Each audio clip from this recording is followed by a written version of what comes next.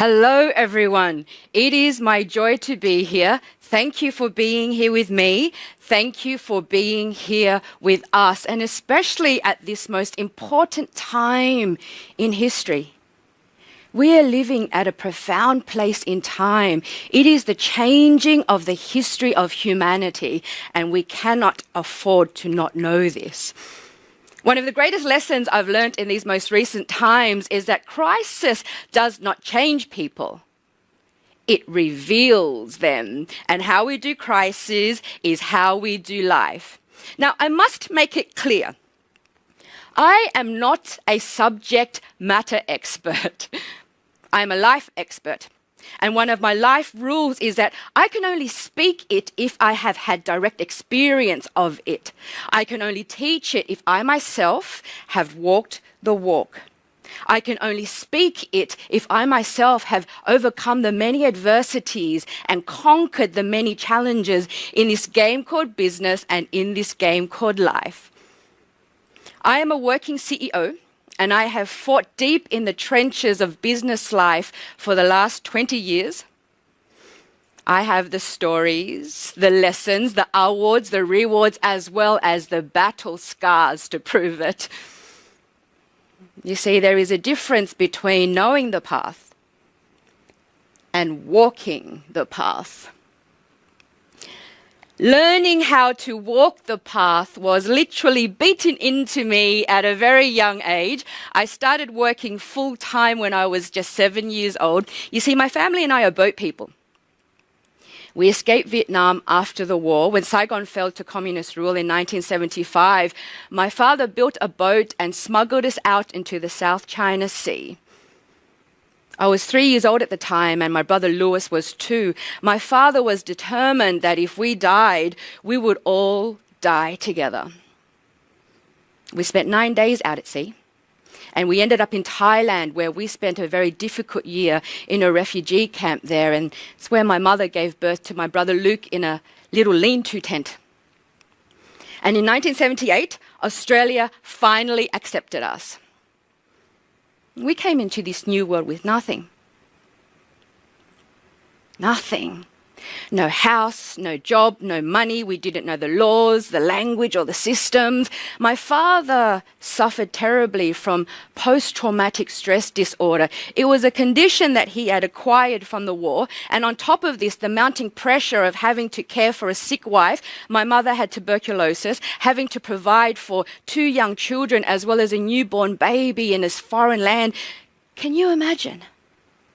Can you imagine? And so the mounting pressure, my father befriended anger and rage and frustration on a regular basis. And it wasn't long until he started to offload his anger on my mother, and soon he started to offload his anger on us kids as well. If someone were to ask me now what it is that I remember most about my childhood, it would be the overwhelming stench of fear. Fear followed me everywhere that I went. Fear stayed with me every day. I know what fear smells like. And so when a crisis hits, I ask myself, Pauline, what has your life already demonstrated? What has your life already demonstrated? And when I ask myself this question in business, I'm often reminded of how many times I've been asked in interviews and in conversations, how is it that your restaurant, Red Lantern, is still around after 18 years? And what do you guys do to compete in such a saturated, fickle, and competitive industry? And my answer always throws them. You see, I don't view the top restaurants in Sydney as our competitors. Why would I waste my valuable time and my valuable energy focusing on what the others are doing?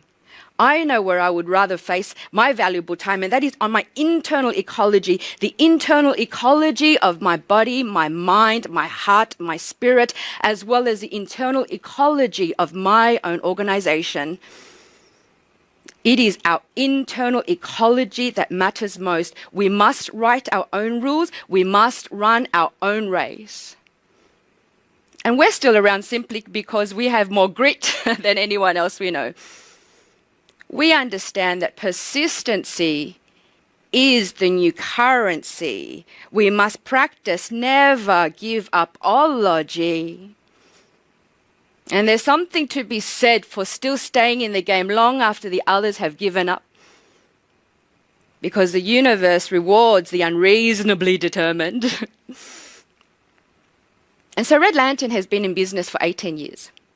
This places us in the top 3% of businesses in the world, the top 3% of businesses in the world that have survived more than 15 years in business. We have survived a multitude of economic downturns. We conquered the global financial crisis. And we're still around because this is what we understand. We understand that change is the only constant. Change is the only constant. Not only must we be expecting change, we must be embracing change. Not only must we be embracing change, we must become the change. We must learn to continue to create, innovate, collaborate. And what is innovation? What is innovation? Innovation is simply taking the same way we have always done things, shaking it up and asking what's working, what's not working, pulling out what's not working and implementing new systems, listening to new voices, learning new concepts, becoming new people so that we can be better than before. Charles Darwin puts it so beautifully in his Law of Evolution. It is not the strongest of the species that survive, but the ones most responsive to change. I would add that it's no longer about survival of the fittest. It is about survival of the most fitting, the ones who are the most adaptable, malleable, flexible, mobile, agile. The ones who understand human behavior and understand human potential, the ones who know how to get along with people, because at the end of the day, it doesn't matter how long you've been in business. If you don't know how to adapt with these ever-changing times, if you don't know how to get the most out of your people, you will perish. Because in business and in life, there are no weak ones who make it. We must become the change before we are forced to change. And so when a crisis hits, I ask myself, Pauline, what has your life already demonstrated? And time again, my life has demonstrated that the game of business mastery is the game of mastering influence. And the first person we must master influence over is ourselves. Self-mastery is key because as leaders, and we are all leaders here. As leaders, it is our responsibility in the face of any adversity to show up with dignity, grace, and poise. It is our responsibility as leaders to always show up with calm courage, resonating resilience, and tacit grit, to not freak out or play victim or complain and panic. As leaders, and we are all leaders here, it is our responsibility to snatch as much positive value and to make as many powerful meanings as possible for any obstacle that comes our way. As leaders, it is our responsibility to use every obstacle as the opportunity to master ourselves a little bit more, and to use the obstacle as a platform whereby we continuously demonstrate and continually prove to our people why we are deserved of the position that we hold.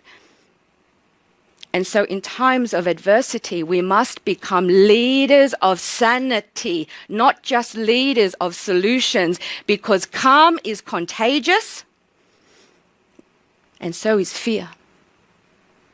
As leaders, we are always being watched. We must become the change before we are forced to change. And so when this pandemic hit, I asked myself, Pauline, what has your life already demonstrated? And I look back on my life and I look back on my upbringing and I see it as my training. It was my training. COVID-19 saw the borders close and the immediate halt of the live event industry. This is not fun news for an international speaker. COVID-19 meant the closure of public dining spaces and eateries. This is not fun news for a restaurant owner.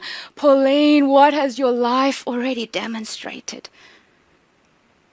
My life has demonstrated that time and time again, I show up in the face of any adversity with dignity, grace, and poise. I show up with calm courage, resonating resilience, and tacit grit. Overnight, we reinvented ourselves. Overnight, we pivoted. And what does it mean to pivot?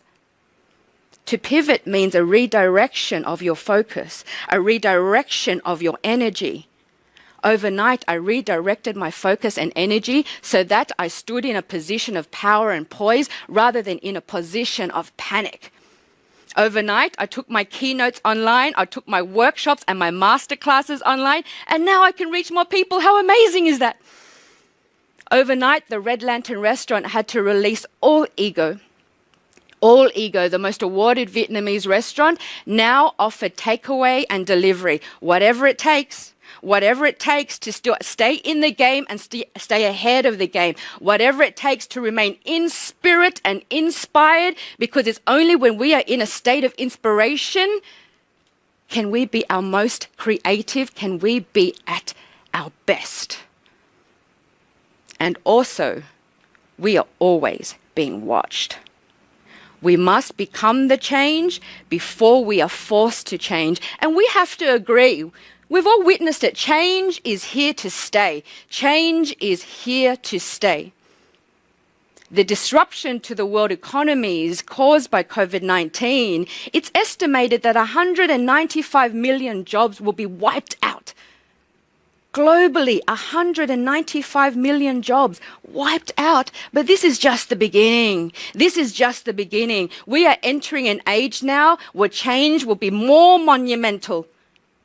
So according to the UN labor body, the most in-demand, the most fast-growing skill set for 2020 and beyond are the soft skills of compassionate leadership, courageous leadership, change management, innovation, having a growth mindset, possessing grit.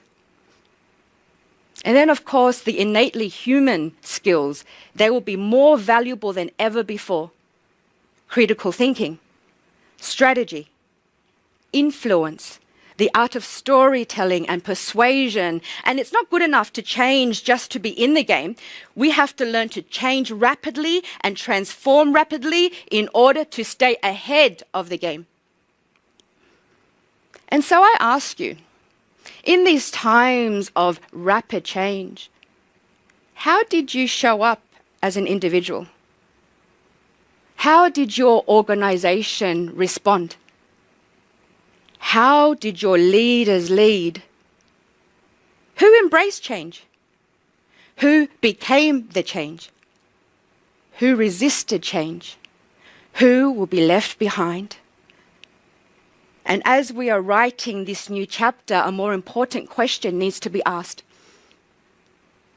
Am I proud of the way I responded?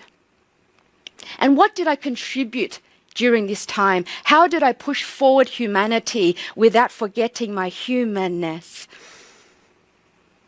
And in these times of rapid change, we will see organizations and corporations and governments need to transform and transform fast, and so must its people. The question now is, will you transform in a state of dignity, grace, and poise? Will you transform with calm courage, resonating resilience, and tacit grit?